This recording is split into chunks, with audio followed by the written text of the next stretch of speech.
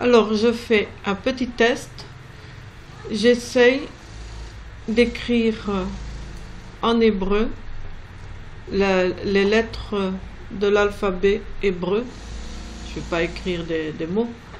Je vais juste écrire pour le moment des lettres en alphabet hébreu.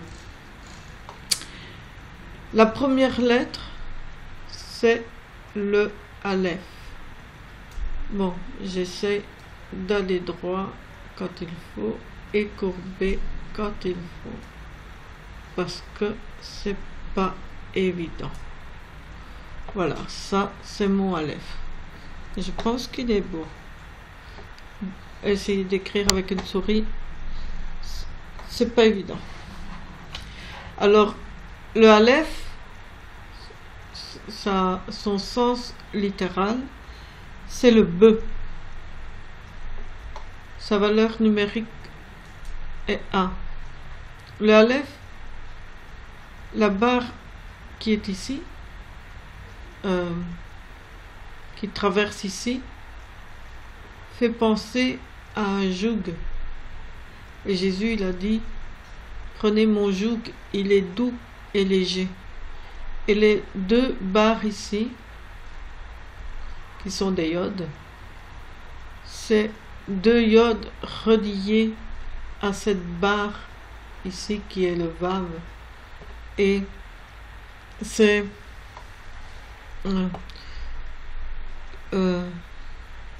comme si Jésus portait le joug avec nous. Il a dit que son joug était doux et léger. Je n'ai pas les versets en tête, les références des versets en tête, mais si vous cherchez dans la Bible, vous trouverez. Avec une concordance, on trouve. Et comme mon ami dirait, Google. Donc voilà. Mais la Bible, c'est mieux. Après, il y a le Dalet. Le Bet, pardon. C'est le Bet, pas le Dalet. On va aller dans l'ordre des lettres quand même. Hein. En essayant d'aller droit. Aussi, je recommence. Parce que c'est... Ouais, ça va. Sinon, c'est plus ou moins. Si je vais droit, c'est super. Voilà, plus ou moins. Et ici, en dessous. Non, ça va pas celui-là. Je recommence. Alors, j'essaye. Je vais prendre 3 carrés.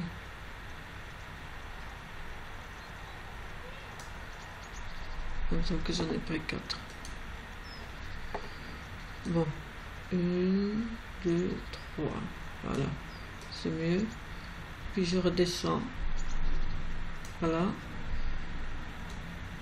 Et là, je suis obligée de dépasser un peu. Donc là, ça fait 4 au lieu de 3. Alors parfois, il y a un dagesh. Quand il y a le dagesh, la lettre se prononce bet, comme dans bait, qui veut dire maison. Et le bet veut dire maison, comme dans le mot Bethléem, maison du pain. Quand il n'a pas de dagesh, je vais le faire à côté, comme ça je n'efface pas. Ici, voilà.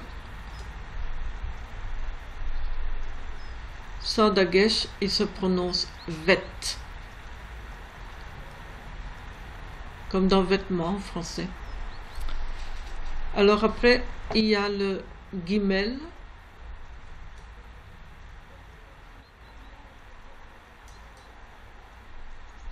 Le gimel, c'est une lettre que j'aime bien. Voilà. Parce que cette lettre, bon, elle a aussi parfois un dagesh à l'intérieur, comme dans le bet. Le gimel, j'ai une petite histoire avec le gimel, c'est que la première fois que j'ai vu cette lettre, ça me faisait penser au siège dans les églises catholiques qu'on retournait pour se mettre à genoux et ici ça servait d'appui pour le bras. Mais c'est pas du tout ça que ça veut dire, bien entendu. Le guimel veut dire chameau. Et bon, c'est un petit peu d'humour, mon histoire de chaise là. Ça veut dire chameau. En fait, c'est comme un homme qui est en train de courir ou qui marche. Ouais, un homme qui marche. Voilà. Ça, c'est le guimel.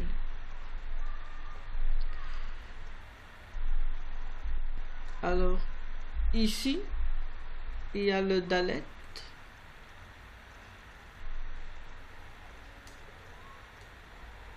Le dalet. Le bet, ça dépassait en dessous et le dalet, ça dépasse au-dessus. Là aussi, on peut le trouver avec le dagesh. Le dagesh, c'est le rond à l'intérieur de la lettre. Et le dalet, ça veut dire, son sens littéral, porte. C'est la porte, le linteau de porte où les Hébreux avaient mis le sang de l'agneau et leur maison n'était pas touchée par la mort quand l'ange est passé. Donc les premiers-nés étaient sauvés. Ça a été la première Pâque. Ça, c'est la porte. Et Jésus a dit, je suis la porte. Il est le bon berger dans Jean 10. Ça, je sais la référence, c'est dans Jean 10. Il a dit, je suis la porte. Et celui qui rentre par la porte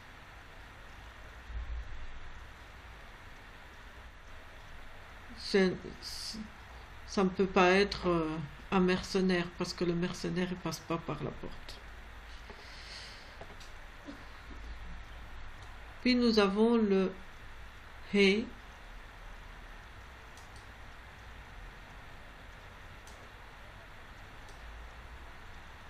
qui lui veut dire fenêtre, dans son sens littéral. Et cette fenêtre est ouverte, il y a une ouverture ici. Bon. Alors ensuite, il y a le clou, c'est le vav. Oups. Ah, je recommence. J'arrive pas à le... Voilà. Le vav. C'est le clou. Ça nous rappelle Jésus qui a été crucifié à la croix. C'était des fameux clous à cette époque-là. Alors il y a le Zayn.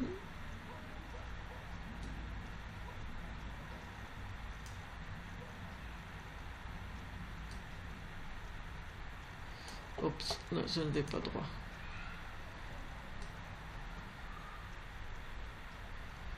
Voilà, le Zayn, c'est une arme, une épée, une hache.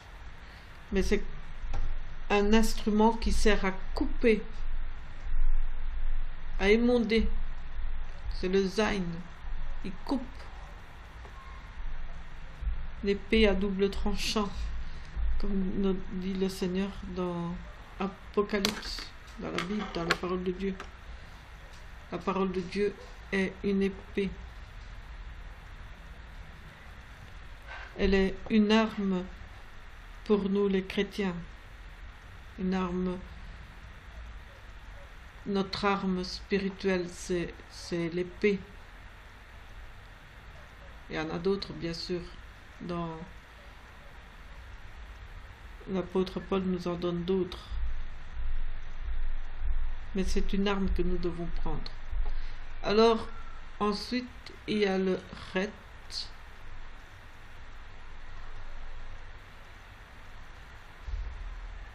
J'essaie de prendre les 3 carrés. Voilà, recte. Recte, c'est une clôture, une haie ou une chambre. C'est le sens littéral. Le Seigneur, il nous dit de nous retirer dans notre chambre pour prier. Le Père qui est là dans le secret, il nous voit. Et puis on a le tête.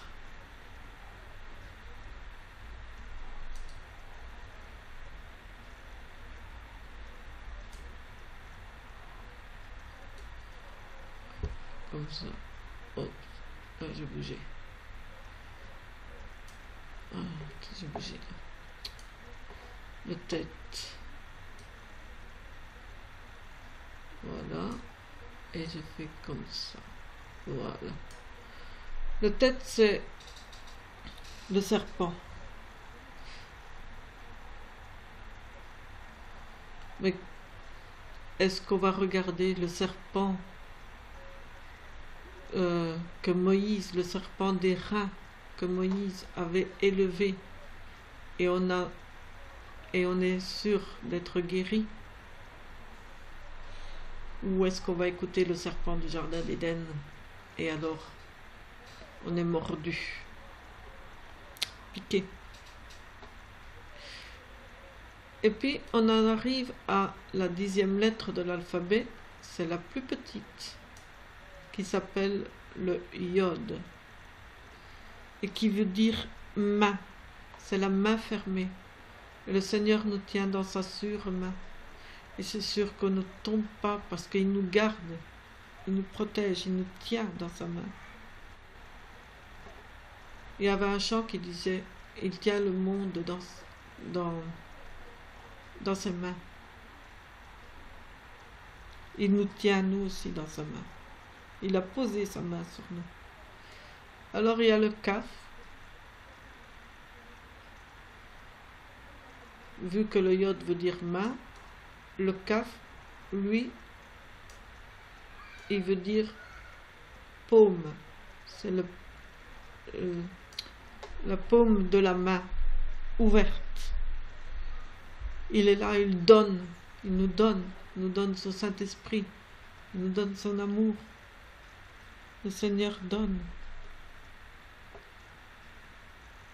Et il est le bon berger. Alors je vous dessine la plus grande lettre de l'alphabet hébreu. Oups, là ça va pas du tout.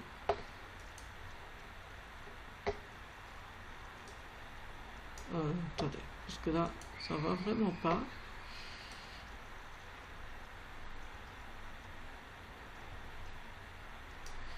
Bon, c'est plus ou moins ça. C'est pas évident. Hein. Le Lamed, comme je disais que le Seigneur est le bon berger, le Lamed, le sens littéral de ce mot veut dire aiguillon ou bâton. Bâton. Le Lamed se dessinait, je vais le faire ici en bas, parce qu'il y a d'autres lettres, se dessinait de cette façon dans les temps plus anciens, et ça représentait le bâton de berger qui servait quand le berger tend son bâton de cette façon-là, il savait attraper la brebis, la rattraper et la ramener.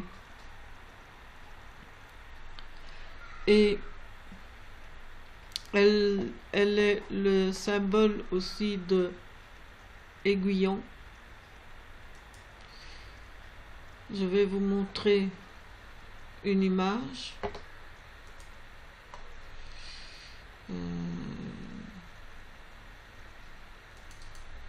Voilà. Voilà, ça c'était l'aiguillon qui servait non pas à faire du mal à l'animal, mais à le faire avancer, à l'encourager pour qu'il avance. Ça c'était l'aiguillon.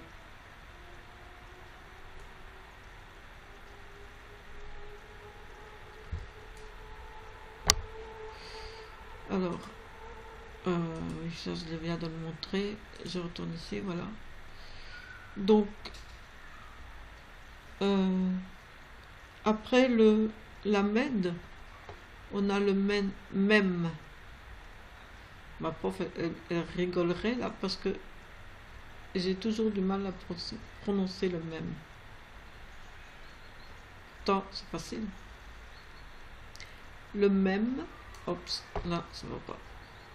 J'essaie de... Parce que il faut qu'il aille un petit peu comme ça. Non, ça va pas du tout non plus. Et c'est pas facile. Hein. Ne rigolez pas, je voudrais bien vous y voir. Hein.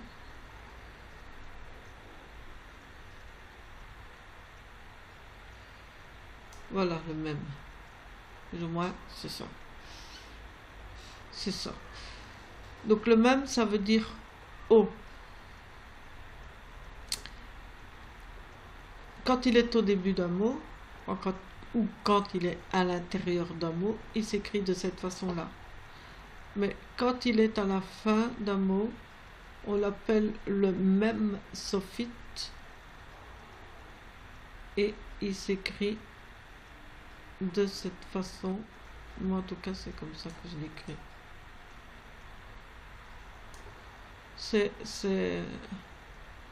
Ça devrait être censé ressembler quand même à un carré.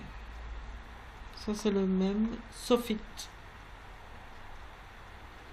Pourquoi c'est comme ça, je sais pas. Ça veut dire donc, et son sens littéral, ça veut dire eau. Dans les temps plus anciens, on l'écrivait comme ça, qui rappelle des vagues d'eau.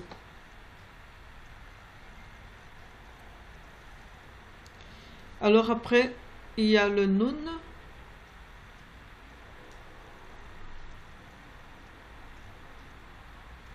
Le sens symbolique de nun, c'est poisson.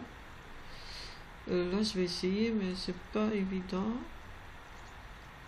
Ça ressemblait plus ou moins à ça.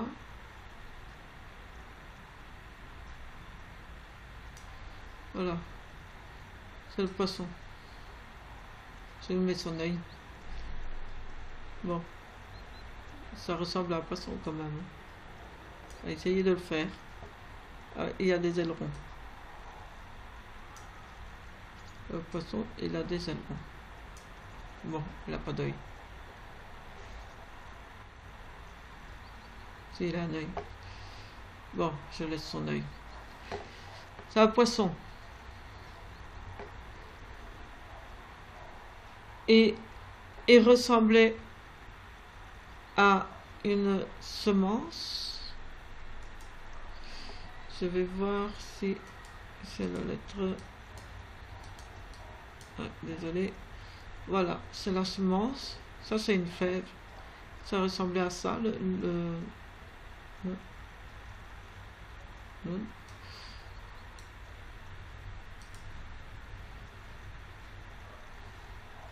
et le nun, ça aussi, il est un peu courbé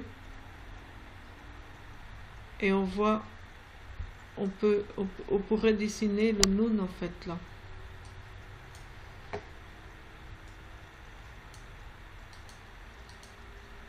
Ça, c'était la manière de l'écrire aussi, anciennement. Et là, on voit aussi la semence.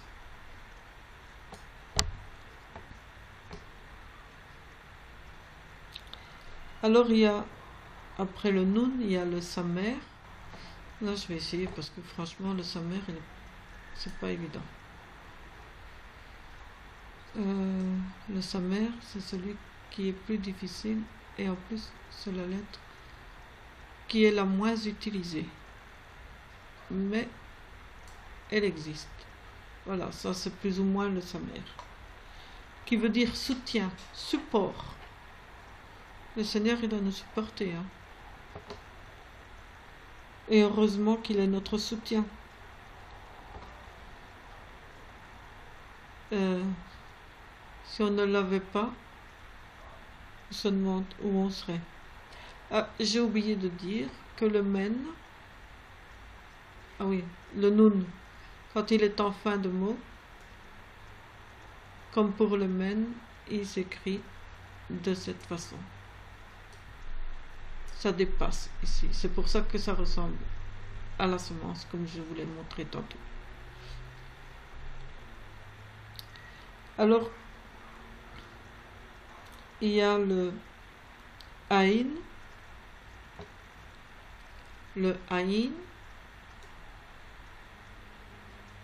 oh, là, je suis mal parti. Alors, le aïn, il s'écrit, oh là là, je vais pas droit, hein. J'essaye d'aller droit, mais c'est pas évident. Voilà, comme ça. Et le yod qui vient là. Bon, peut-être un petit peu long là. Oh.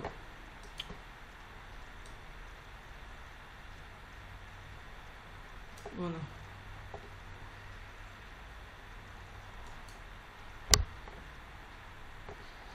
Et ça, le aïn, ça veut dire œil. Anciennement, on le dessinait d'ailleurs comme ça. Non, ça n'ira pas. Je recommence. Parce qu'il faut qu'il soit... Voilà.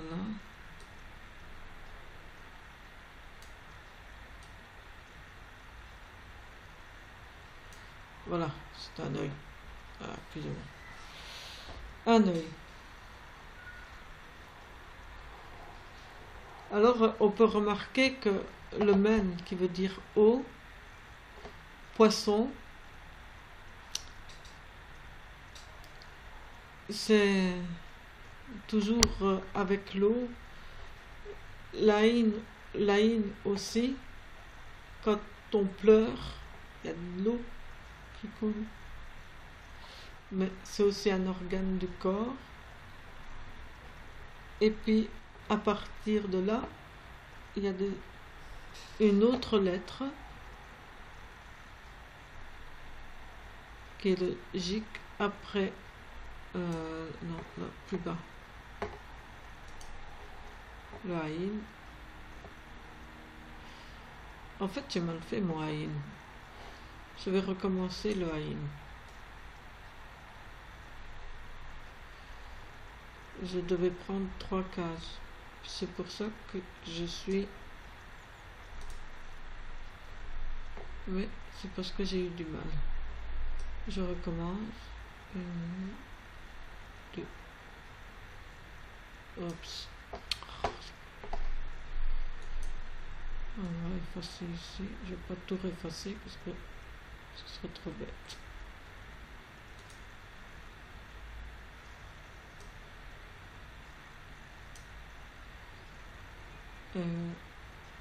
Et puis, alors...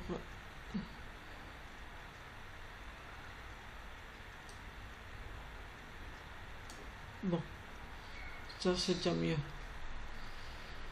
Voilà, ça c'est le haïn.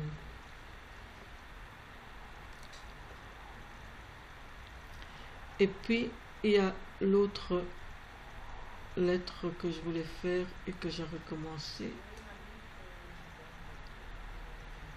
C'est celle-ci.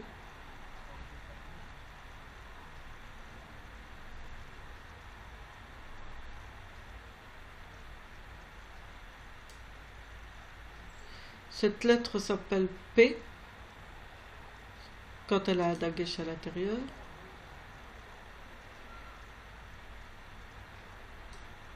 On va faire le rond plus grand, comme ça on le voit bien. Voilà, P. Et quand elle n'a pas de dagesh à l'intérieur, oh là là, c'est pas facile, hein. Voilà, hop, là je suis parti.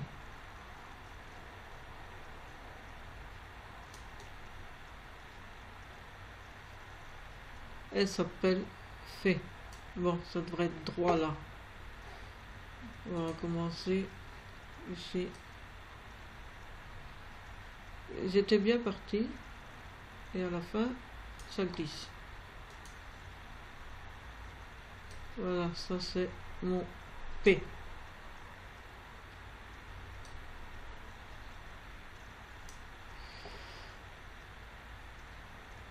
Sans dagesh, il se prononce fait.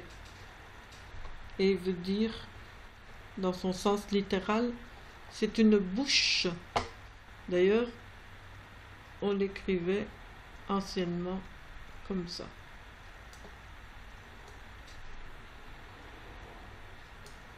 Voilà. C'est une bouche ouverte. Et puis, et si vous voulez inverser, c'est de l'abondance du cœur que la bouche parle. Et il faut espérer qu'on proclame la parole de Dieu. Que c'est la parole de Dieu que l'on proclame. Quand il est en fin de mot, le P s'écrit comme ça. Voilà.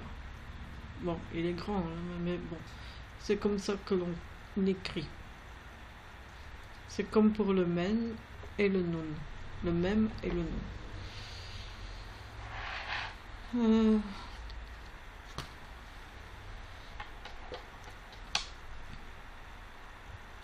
Je pense qu'il y avait encore une lettre qui, en fin de mot. Alors, il y a le tsadé après le P. Le tsadé s'écrit comme celle-là. Oh, alors, d'abord, j'ai pas commencé où ce qu'il fallait pour être à la même hauteur que les autres lettres. Le tsadé.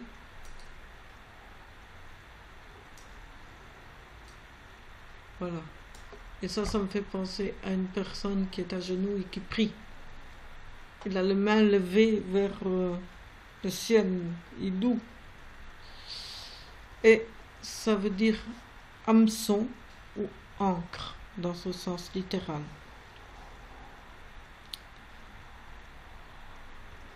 Il y a une autre lettre qui est... il y a une autre lettre qu'on écrit aussi comme le nun sophite et comme le même sophite. Je me rappelle plus. C'est le kaf. Le kaf, il est où? Voilà, ici le kaf, qui peut aussi avoir un dagesh. Et quand le kaf est écrit en fin de mot, il s'écrit comme ça. Ça c'est le kaf.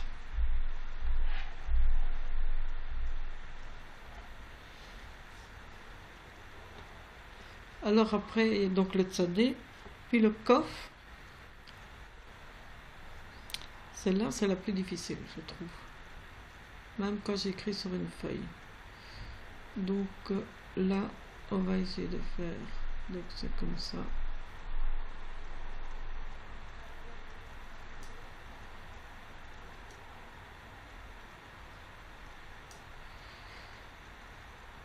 Voilà. C'est pas attaché. Et dans son sens littéral, ça veut dire nuque. On peut remarquer que ça fait partie du corps. Le aïn, le p.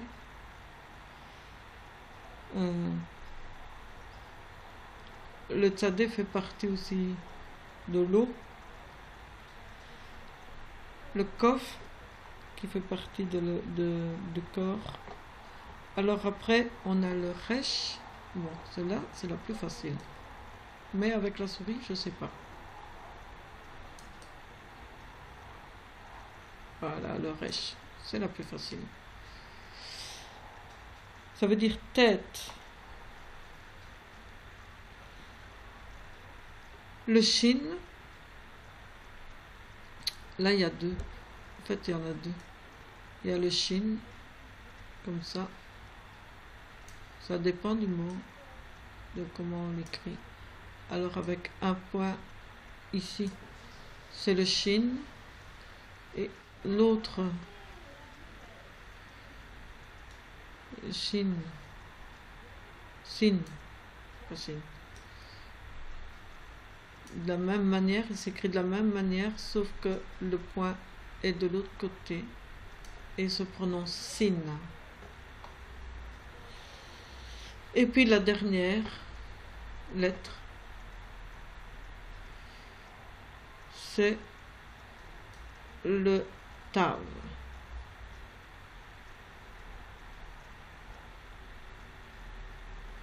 Et celle-là, je pense que c'est la plus connue. Le tav, il me semble que j'en ai oublié une. Oui, je crois que j'en ai oublié une. Donc, le tav, c'est... ça veut dire dans son sens littéral, signe, croix, ou croix. La croix de Jésus. D'ailleurs, dans le plus ancien alphabet, on l'écrivait comme ça. C'était croix. Et je pense qu'il me manque une lettre. Non, il m'en manque pas. Donc ici, ça fait... La valeur numérique, c'est 1. Là, c'est le 2. Là, c'est la même, donc c'est pas la peine. Ici, c'est le 3. Comme ça, je vois s'il me manque. 3. Là, c'est le 4. La valeur numérique de la lettre. Ici, c'est le 5. Là, c'est le 6. Le Zain, c'est le 7.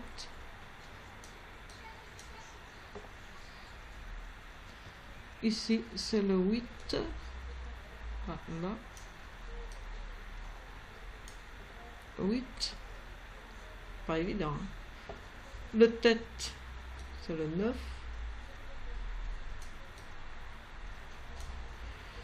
Le yod, c'est le 10. Ça, c'est leur valeur numérique. À partir de là, on pourrait penser que le kaf, c'est le 11, mais non. Le kaf, c'est le 20. La valeur numérique du kaf, c'est le 20. Donc là, c'est le kaf aussi. Le lamed, c'est le 30.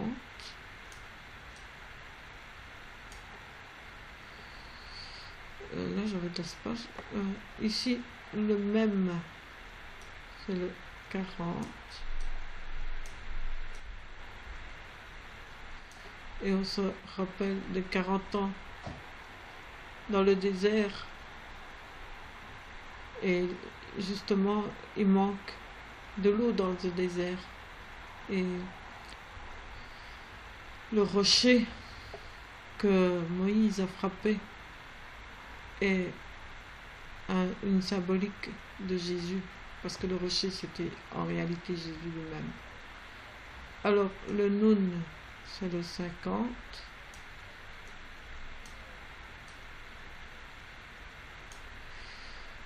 Donc là aussi, c'est le Nun. Ici, c'est le 60 pour le Samer. Et ça se prononce Samer. Et pas comme une personne que j'ai entendue qui disait sa mec. C'est pas sa mec, sa mère. Sa mère. C'est un R roulé.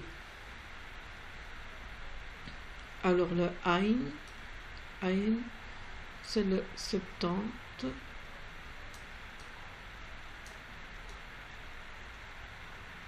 Oups, moi j'ai fait mon 0. Le P, c'est le 80.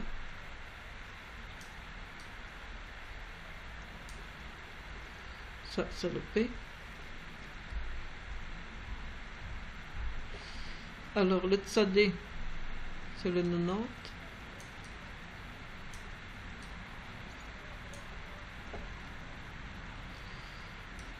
Le coffre, c'est le 100. Et là, la même chose que pour le CAF, là. Ici, ce n'est pas 101, c'est 200. Je parle bien sûr de la valeur numérique de la lettre. Ça ici, c'est le 300.